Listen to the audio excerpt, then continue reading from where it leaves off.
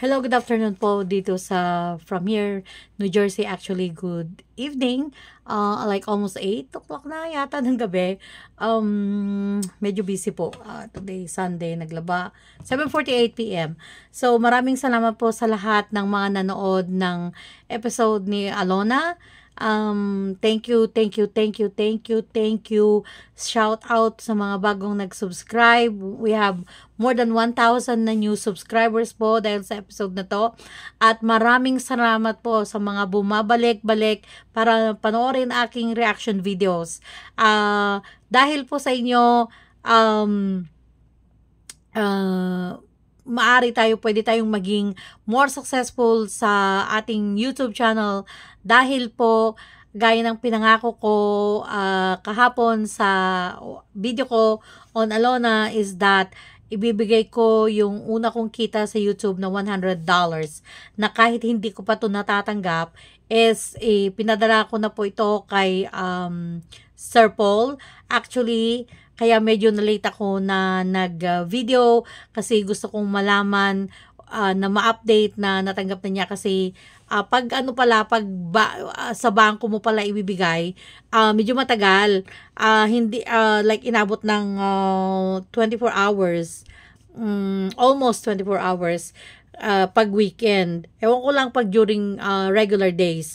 Kasi pag pick up kasi, yung pinapadalhan ko na project manager ko na pinsan ko, yung seconds lang, pwede na niyang kunin. So, siguro ganun nga pag bank account. At saka syempre, bagong pangalan ang pinadalhan ko. So, talagang chinek din siguro ng Western Union. But, at least, gusto kong i-update kayo na yung pinadala natin po, ayan po, Pugong Biyahero. Ayan na po. Ito, tinext po sa akin, okay na daw, pumasok na. Ayun na yung $100 na binigay natin, which is 5,743.37. So, yun po ang naging equivalent ng $100. At, matagal-tagal din po yun, ilang buwan din po yun na naipon ng YouTube channel natin. Kasi nga, konti lang naman ang aking subscribers. So, ibig sabihin, konti lang ang viewership. Pero kung mas maraming viewership, mas maraming subscribers, mas maraming kita at mas malaki yung pwede nating itulong. So, anyway, pinapakita ko po to o sinasabi ko po ito yung pagbigay natin ng $100 bilang tulong. Unang-una is para malaman nyo na kung ano yung pinangako ko po, ginawa ko. Hindi po to para magyabang, hindi po to para itaas ang aking sarili, hindi po to para makagather ng subscribers. Hindi po yun yung intention ko. Ang intention ko po is nang sa ganon, unang-una, pangako ko, nasabi ko kapag kikita ako, ibabalik ko. Pangalawa, ang intention natin is makatulong. Kahit po reaction video to, hindi kagaya ni na Sir Paul na talagang they dedicated their life to go to the mountains. Talagang ito na talaga. Nagbi-video sila, they go, they spend money, they spend effort. Ito na talaga yung ginagawa nila ng mga at saka yung mga ibang vloggers sa Pilipinas. Ako po is I have my own regular job. So yung pagbibideo ko po, it takes also hours of my time na kahit reaction video lang siya. At what you call this, hindi ko naman po siya, okay lang naman po na hindi ko siya gawin kasi, magkano lang naman ang kinikita ko dito, cents. Pero it's not about that. Hindi po dahil sa para maging sikat. Kung hindi, gusto ko po itong pinapanalangin ko na sana lumago para lumawig pa ang ating mga pwedeng tulungan. Sa mga nanonood po sa akin o sa mga nakakilala na ng aking YouTube channel, noon pa po talagang kahit nandito pa ako sa Amerika bago ako umuwi ng Pilipinas is tumutulong na po ako. May mga pinagkakatiwalaan tayo sa Pilipinas na pumupunta sa mga namimili ng mga groceries, pinapamigay, namimili ng mga isda at pinapamigay sa mga pamilya na walang maulam. Ginagawa po natin yan. hindi pa po kumikita ang YouTube ko, ginagawa natin yan. At yun ay ginagawa natin kasi yun ang aking adhikain na makatulong. So, yun po. Kaya nga, nagpapasalamat ako sa inyo dahil sa episode na to, dumami ang ating subscribers. Nakadagdag ng 1,000 na mahigit. Maraming salamat sa mga 345, 348 na nag-comment na puro positive and dalawa lang ang hindi naging positive doon. Unang-una, sabi niya na, bakit may mga, hindi pa ako diniretso, sabi ba, bakit may mga vloggers na hindi marunong gumawa ng sariling vlog. So, para sa kaalaman ng mga taong ganon, meron po yung tinatawag na reaction video. Hindi lang po ako yung gumagawa nito, na ang mga reactionist is nagre-react sila kung sa mga napapanood nila na video o kaya mga pangyayari sa social media. So, in anyways, kumbaga, parang sa 345 na magagandang comment, pag nakakita ka pala ng isang pangit na comment, para kang nabuhusan ng malamig na tubig. At alam mo yun, yung parang ang ganda-ganda ng adhikain mo, is merong magsasabi pa rin ng masama sa'yo. So, hindi talaga, you cannot please everyone. Hindi mo talaga pwedeng pasayahin lahat ng tao. Meron at meron talaga na kahit ginagawa mo na ang lahat, alam mo yon, yung sakripisyo mo, yung time mo, yung effort mo, para lang makatulong ka, at nagiging meron pa rin mga tao na negative pa rin ang tingin sa'yo. But anyway, move on. Let's move on sa mga nega na ganon. Pagpatuloy po natin. At yun nga, gusto ko lang kayong i-update na ayun, nakuha na yung pinadala natin na $100. At gaya din ng sinabi ko, na kung ano yung kikitain ng YouTube ko, ibabalik ko po to na itutulong. At si Alona naman, kasi meron din tayong mga pinag-aaral na iba, meron din tayong mga sinusuportahan na iba sa Pilipinas, meron magkapatid na inabandon ng parents, ngayon. Meron sa, from my past videos, yun eh. So, ang pwede ko palang ipangako ngayon kay Alona is that I can give her $50 every month for now.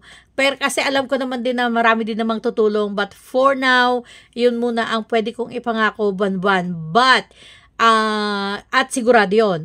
Ngayon, pwedeng madagdagan. Depende kung, let's say for example, yung $100 na yun, kinita ko yun yata ng ilang buwan din. 3 months? Something like that. From my YouTube channel. So, kung may mga kita pa tayo, so hindi lang $50. Ganon. Ayun nga po. Kaya, thank you. Maraming salamat po sa inyong pagtangkilik. At kahit kumisan pa ulit-ulit ang aking sinasabi, only because like parang nire-reiterate ko lang yung puntos ko. At kung minsan po kasi is that ang aking pinanggalingan, pasensya na po kayo kung para akong laging nagagalit. Ganun po kami. Sorry po, ganun po talaga yung pinanggalingan kong baryo. So anyway, ito rin na, ito. 17. So, napanood ko na po ito.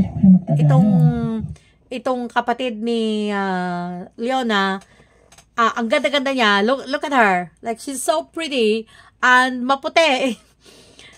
Napanood ko na sabi niya nag-asawa siya at the age of 17. Pinanood ko na ng few, so alam ko na yung kwento nito.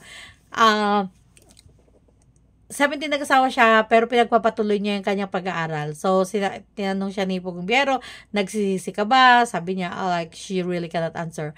At isa pa dito sa pagpapatuloy ng video na to, kahit few seconds lang or few minutes lang yung pinanood ko, sabi, ang pangalan niya is Laura na. Pero yung napanood nyo, yung first na introduction niya, ay sabi niya Leona.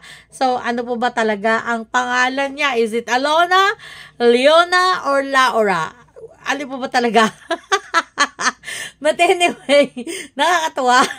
And anyway, so sinasabi ng, ang ganda-ganda din ng kapatid niya, sinasabi ng kapatid niya na kahit may asawa na siya, pinagpatuloy niya, so ngayon senior high na siya, medyo hirap na nga lang daw kung may pagpapatuloy pa.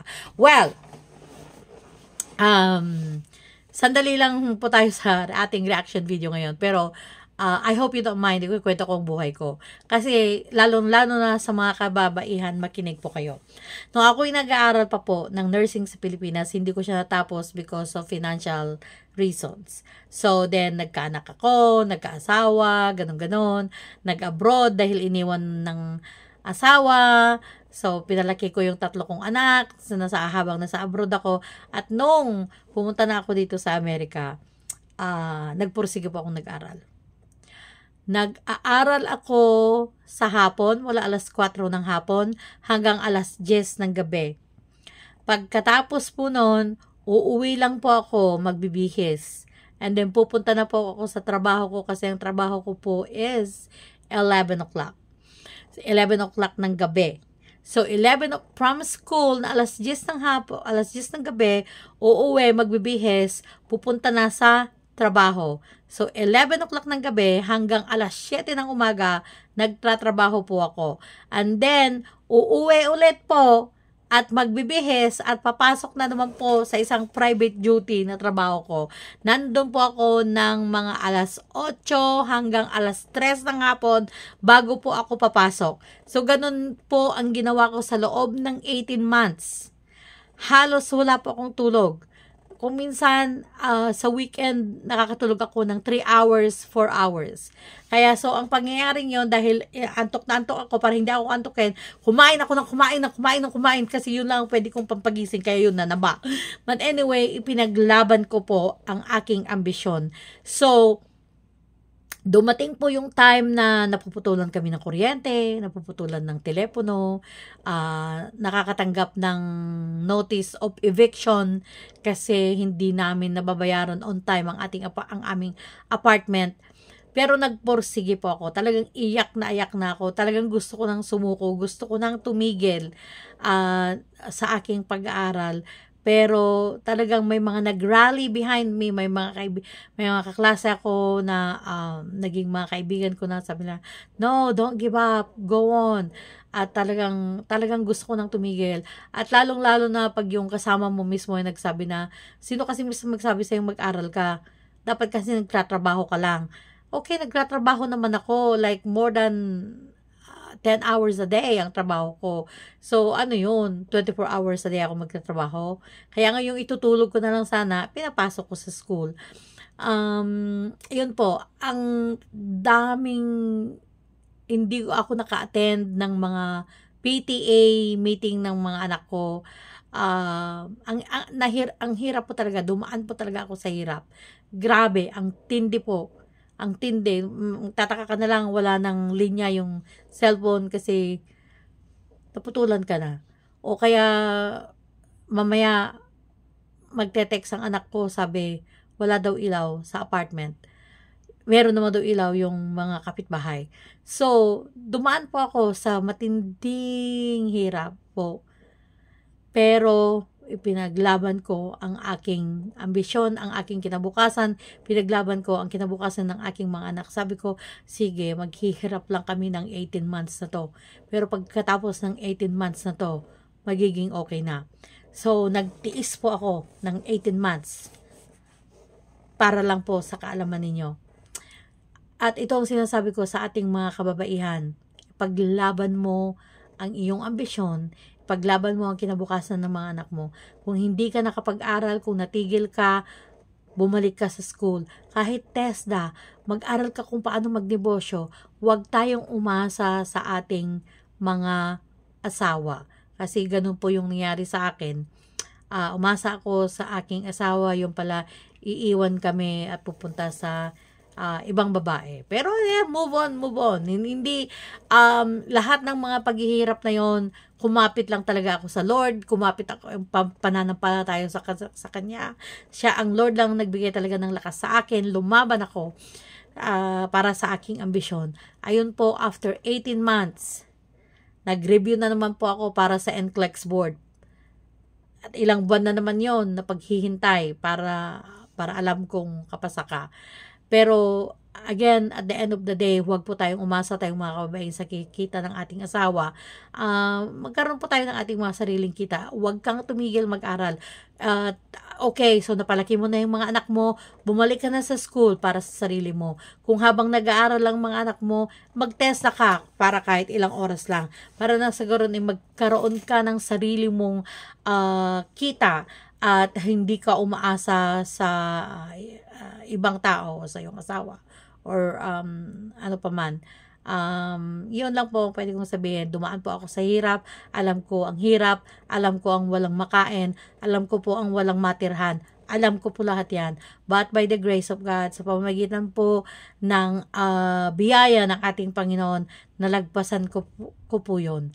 So, huwag po tayong titigil lang dahil wala tayong pera at wala tayong ulam, wala tayong pagkain, wala tayong load, wala tayong kuryente. Let's fight for it. Fight for it. Fight for it. Fight. Fight, fight, fight. Thank you for watching. Please continue to watch. Hit that notification bell para sa mga susunod na ating reaction video is magkakaroon po ng notification sa inyo para makapanood po kayo. Maraming salamat po ha. Kahit i-play nyo lang para kikita lang ang ating channel para pwede po nating itulong. Again, my intention is hindi po para sumikat, hindi po para magkaroon ng pera because this is like really nothing. Mas kung sa totoo lang po yung ilang buwan na kinita ng $100 na yun, I mean, but it can help other people. Pwede pong makatulong sa ibang tao. Kaya maraming salamat po. Pasensya na po kayo sa aking pagdadada. Thank you so much. See you.